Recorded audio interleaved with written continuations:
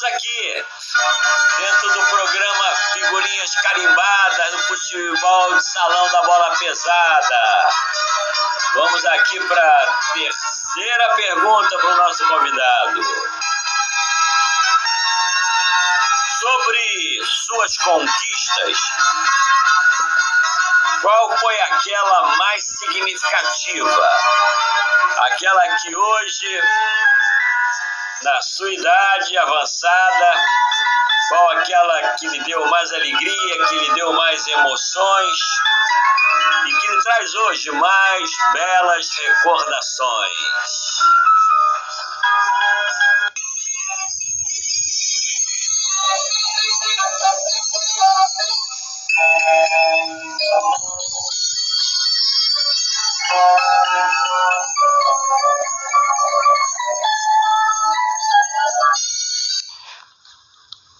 O relato agora de conquistas importantes para o futebol de salão do Rio de Janeiro e do Brasil, nem sempre relacionadas a títulos, mas que teve a minha participação.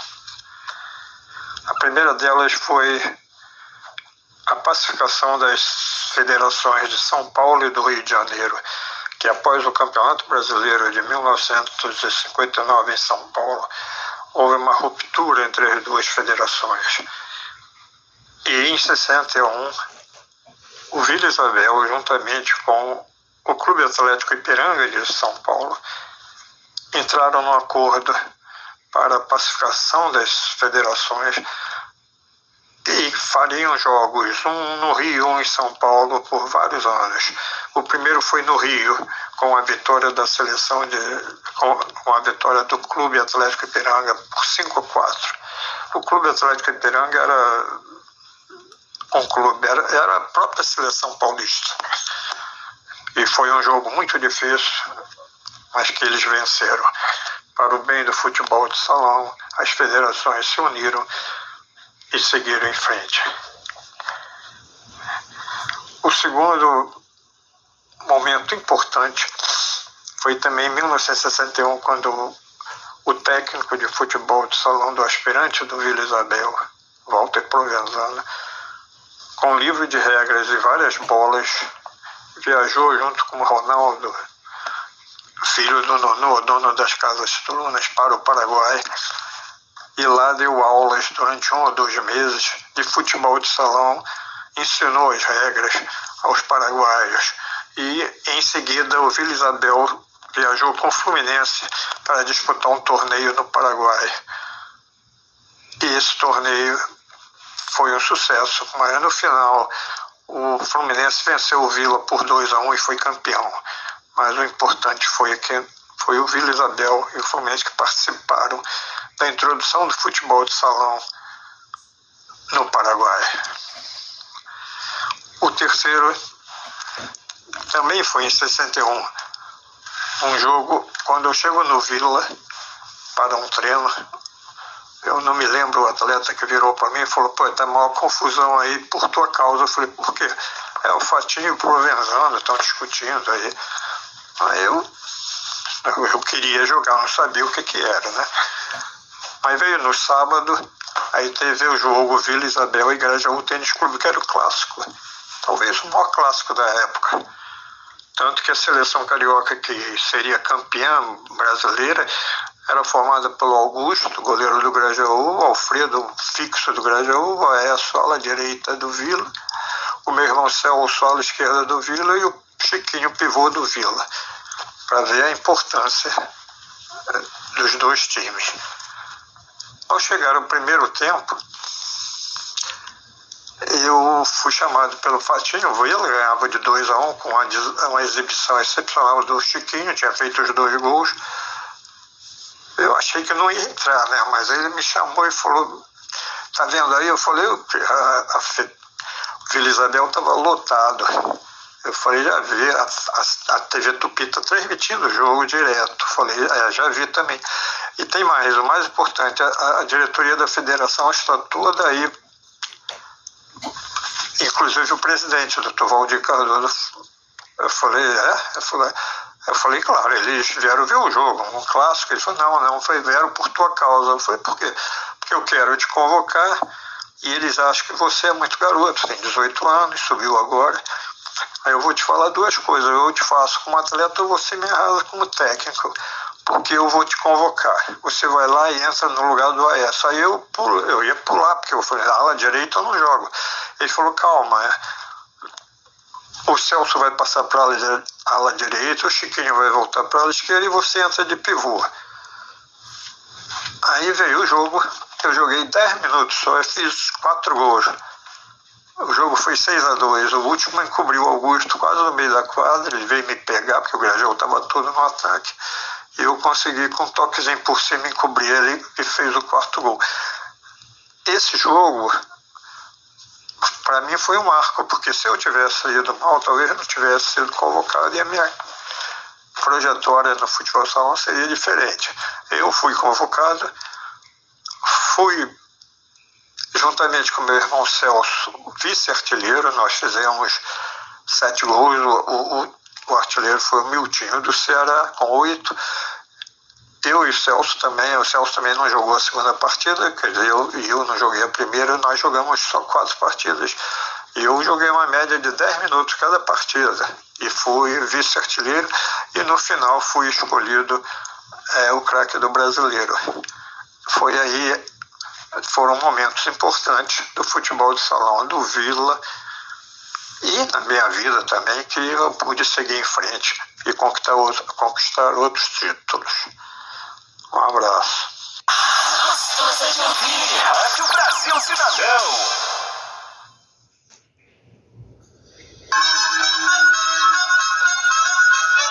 Vamos passar então a 4ª pergunta para o nosso convidado, o figurinha carimbada do futebol de salão da bola pesada. Nós queremos saber agora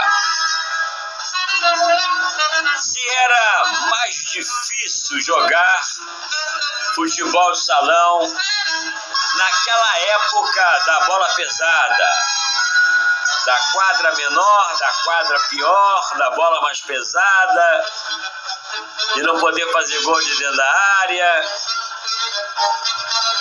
Era pior?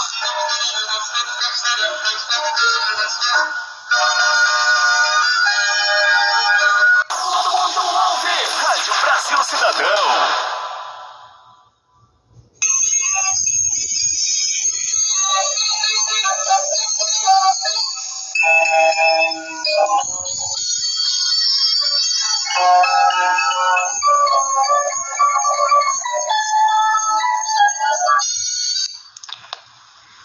As regras do futebol de salão eram aparentemente mais difíceis para os atletas praticarem, principalmente para os pivôs, o que exigia muita habilidade dos atletas. As medidas da quadra eram geralmente 26/14 no máximo, ou 24/12, até menores. Tem que ver aqui. O tempo de jogo era 20 minutos corridos, não tinha paralisação, só paralisava quando se pedia tempo. Cada técnico tinha direito a 2 tempos de 1 minuto por período. Tá? Ou quando o atleta se machucava, às vezes o juiz ainda ia lá olhar e depois que ele mandava travar o cronômetro. Não valia gol dentro da área, nem receber uma bola dentro da área. O goleiro não podia sair da área. Ele podia trocar a bola com ala, com back, quantas vezes quisesse receber de volta. 26/14. Você pegando essa medida, tirando 2 metros de cada área, daria 22/14. Você divide esses 22 metros de comprimento ao meio, 11 metros para cada time se posicionar. E era nessa área de 22 metros que o jogo se desenrolava. Tá entendendo? O jogador não podia nem apoiar a mão no chão porque era falta. Tá? Um jogador expulso, o time tinha que atuar todo o restante do jogo com -1. Não podia ser restituído. Negócio de 2 minutos não havia. Tá? Portanto, o atleta tinha que ter habilidade e geralmente eram especialistas nas posições. Por exemplo, no campeonato de 1960, quando o Vila Isabel foi campeão da primeira divisão, em um jogo contra o Suruí, 3 jogadores do Vila se contundiram gravemente. O Aécio foi no joelho, o Chiquinho fraturou uma costela e o Tuca torceu o tornozelo. Então ficou o Celso e o Baiano com o time de reserva. E eles levaram o time até a classificação para o quadrangular final.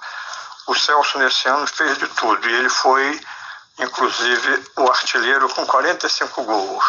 E desses 45 gols, eu creio que uns 10 ou mais ele fez de cabeça. Era muito habilidoso. Vou contar até uma história que é verídica. Quando o Djalma Santos chegou no Vila, em 63, não só o Djalma Santos, o Giso também se transferiu para o Vila e o Serginho subiu do juvenil para a primeira divisão.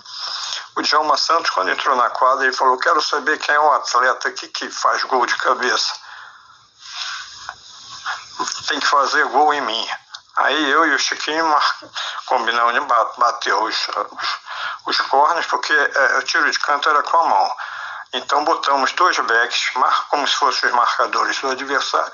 O Djalma no gol e a gente bateu. Nós batemos num total de 10 tiros de canto. O Celso simplesmente só fez 8 gols. E o Djalma ficou todo meio que perdido, né? Porque ele chegou cheio de banca. Claro, brincadeira, né? Mas ele sentiu a força do Celso. Tá entendendo?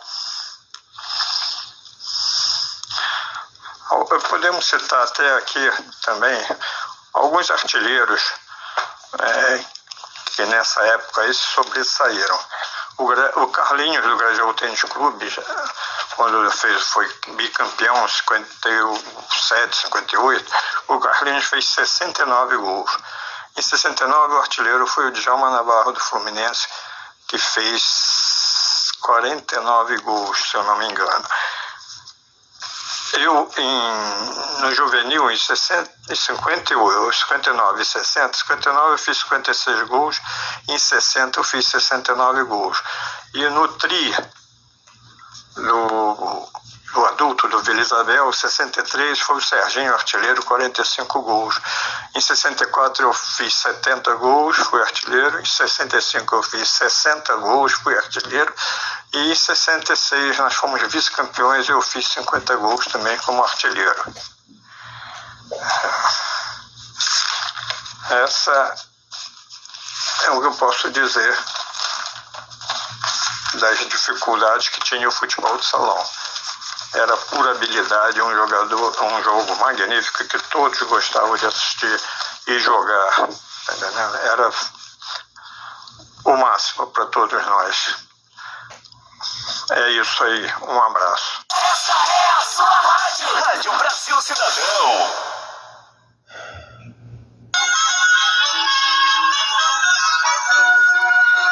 E vamos agora à quinta pergunta para o figurinha carimbada, futebol de salão da bola pesada.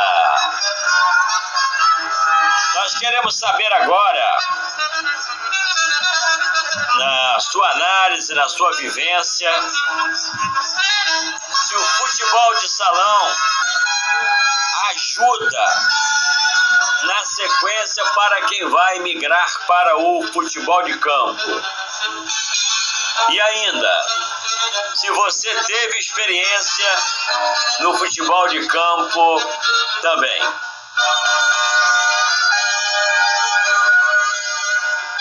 Rádio Brasil Cidadão, deixa pra você.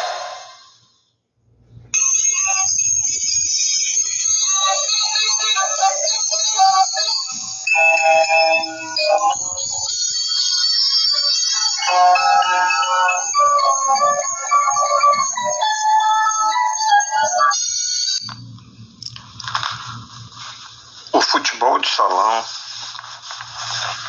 devido à sua regra, exigia dos atletas muita concentração e habilidade, porque era praticado em espaços reduzidos.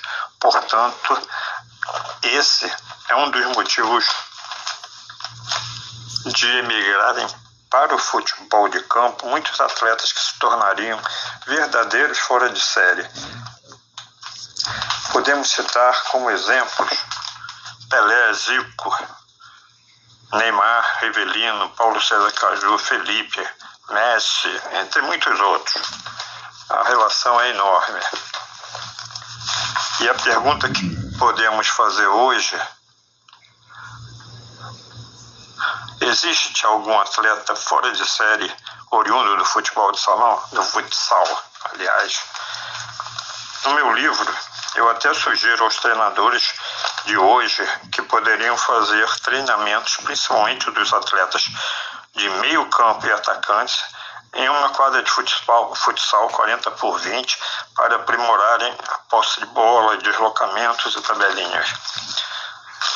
Existem grandes atletas oriundos do futsal atuando no campo, mas fora de série creio que pouquíssimos. Talvez Vinícius Júnior, Rodrigo, não tenho nem certeza se eles vieram emigraram do futebol de salão.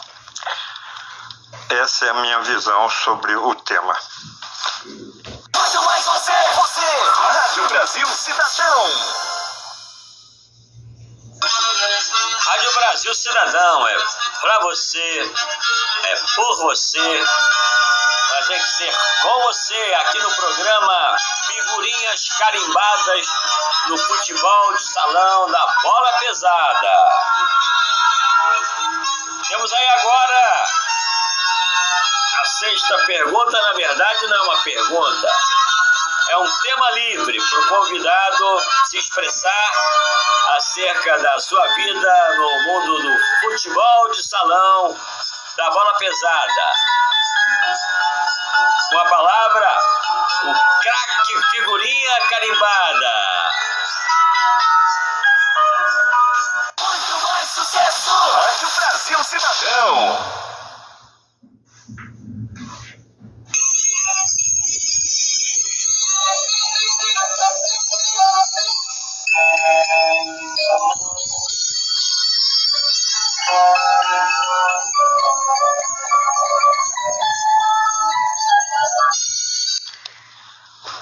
Eu poderia terminar este depoimento falando sobre o meu livro, Futebol de Salão à Origem, onde eu relato toda a minha vida como atleta da Associação Atlética Vila Isabel, de 1955 a 1968, na Associação Atlética Palmeiras, na Associação Esportiva Palmeiras, de 1968 a 1970, e o término de 1999 a 2002, como encarregado de futsal do Clube de Regatas do Flamengo. Mas quero aqui pedir que seja feita uma homenagem a uma lenda viva do futebol de salão do Rio de Janeiro, que é o senhor Hernani Castilho Peixoto, que está hoje com 98 anos e completamente lúcido. Sei que seu intuito é divulgar a história do futebol de salão do Rio de Janeiro. Ele possui vasta documentação da época da fundação da Federação do Futebol de Salão do Estado do Rio de Janeiro, com atas das reuniões e assinaturas dos participantes, fotos, etc. Sei que é uma missão difícil, porque ele às vezes é contrário a ceder os seus dados. Mas através do meu irmão Serginho, talvez possa se conseguir êxito. Espero ter contribuído para a história do futebol de salão. 1h52. Rádio Brasil Cidadão é pra você, é por você, mas tem que ser com você. Queríamos agradecer muito a participação do Adilson Ribeiro nesse programa histórico do futebol de salão da bola pesada. Muito obrigado, Adilson, essa bela rica, esse belo artilheiro, esse belo trabalho no mundo esportivo brasileiro. Gratidão. Agradece a Rádio Brasil Cidadão, agradece todos os seus amigos do futebol de salão, da bola pesada e o público em geral.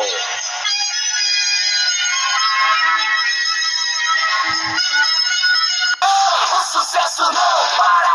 Rádio Brasil Cidadão.